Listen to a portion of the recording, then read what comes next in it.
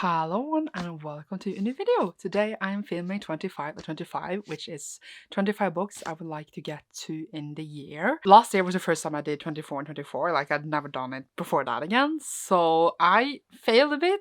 I didn't put actually on 24 books, I put in many more. But this year, I have put on exactly 25 books. I haven't taken a whole one spot for like a 5-book series. I put a single book in the series on, and I feel good about it. And I wanted to do this obviously to have like a bit of focus to get my TBR down, even though I don't own all of these books either. But just to have like books I'm excited for, because obviously I did the random sequels, but all of those is more like forced to do better, but these is more like other random books that I would like to read. So without further ado, let's get through 25 books I would like to read in 2025. The first one I have here is a trilogy. We're starting off with The Final Strike by Sarah Al-Arifi, which then goes into The Battle Drum, obviously by the same author, and then ending with The Ending Fire. I would like to reread this. I have this thing where I would really like to audiobook them, so I would like to do that now this year.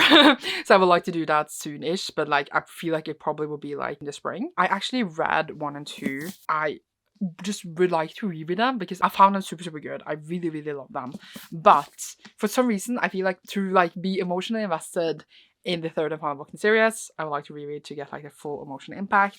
It's going to be a good ride, and I would really much like to complete the series now this year, so I felt like it was a good 3 spots on the list. The next one I have here is a crime book, which is Siste utvei for en engel, or Last Exit for an Angel by Keigo Higashino, which is translated to Norwegian from Japanese.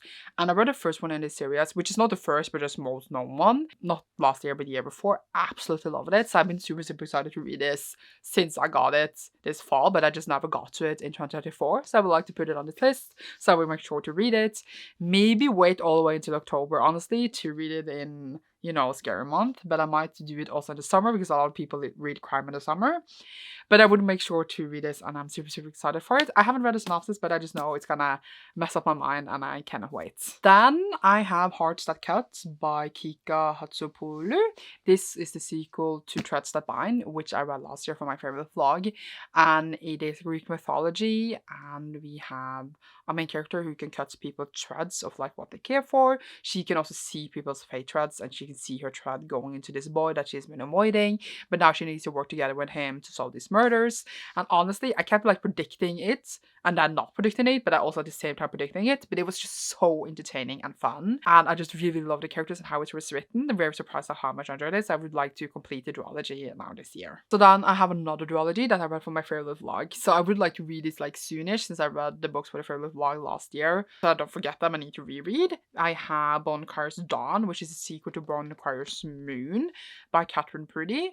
This one was super interesting, and I really enjoyed the first one, so I am hyped for the second one. I don't own them. If I enjoyed the second one as much, I might need to buy them, but right now I'm just borrowing them. And this one followed these people that need to sacrifice some of their mind control a bit, and then kill them to sacrifice them to the moon and stuff, and they also make sure that people pass on. And then we have the son of one of the people who was sacrificed, and he wants to kill them, and then they meet, and it's like a whole thing. We have 3 POVs, 2 girls and 1 guy, and the 2 girls is like, instead of misunderstanding each other and hate each other every 4 seconds, I expected them to, you know, not be friends anymore because they were like super close.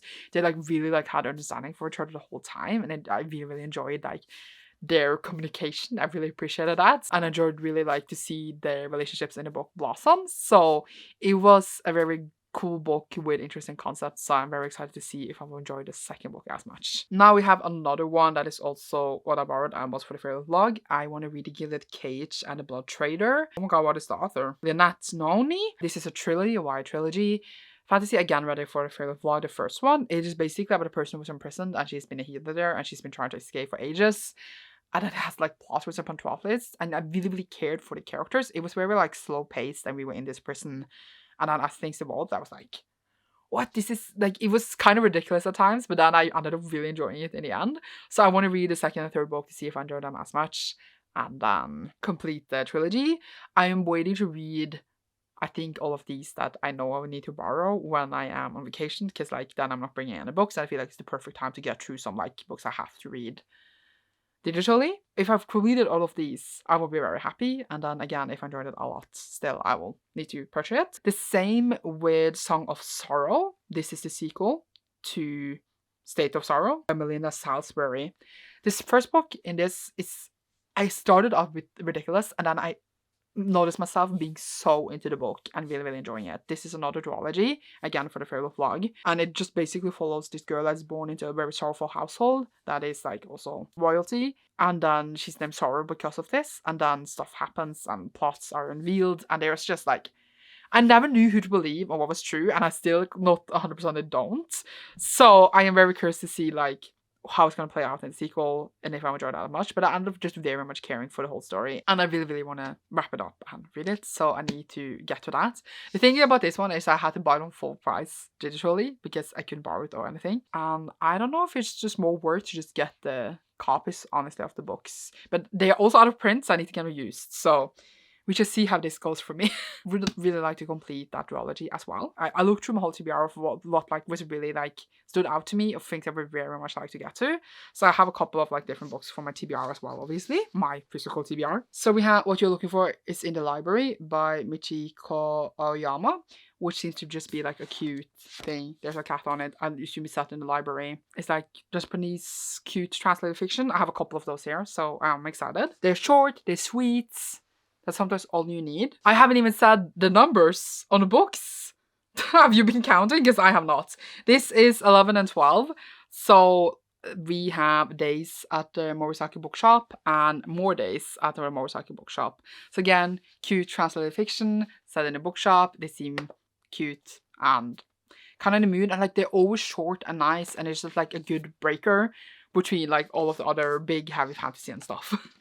Not that like the YA fantasies are like big and heavy, but heavy in a different way, I guess. I also have The Cat Who Saved Books, another translated fiction, and seems super cute. And there's a cat and there's books. So like, do I need more? Do I need more? And it was gonna be, again, short and sweet and fun. Sorry, books almost fell as I did that. But they survived, it's fine. Then, completely different, we have A Song to Drown Rivers by Anne Liang. This is the news released by the author and haven't read it yet. This is a retelling of China's greatest love story, it says on the back, and I'm very excited for it. I do believe I'm gonna love it, so I would really like to get to it soon. I just keep saying that, and here we are. But we got it very recently, but I still feel like it's been too long since I owned it and I haven't read it yet. I'm very hyped, so fit perfectly on the list. Then 15 and 16 on the list, we have Saha by Shu Namyu, and then also, sorry, the book is stuck, Miss Kim Knows and Other Stories. This is the author of Kim Ji-young, born 1982, which I absolutely loved, and then I haven't read a book by the author since. This was the next book by the author, or like the next one that was translated at least. Have not read it yet, but I do believe that I will enjoy it. And this one is like short stories, so I do think that it's really interesting to see how they will connect and like if I enjoy this as much. I would like to get to both of these in the year of 2025 because I own them for a while now and I haven't read them yet, and I should. Then I got A Crane Among Wolves by Jun Her, which was a news released by the author. These are like historical fiction set in Korea, but also like crime, murder, mystery stuff. I got this and I still haven't read it since getting it. How long have I owned this? Ages. But they all have really cool covers and like cool, interesting.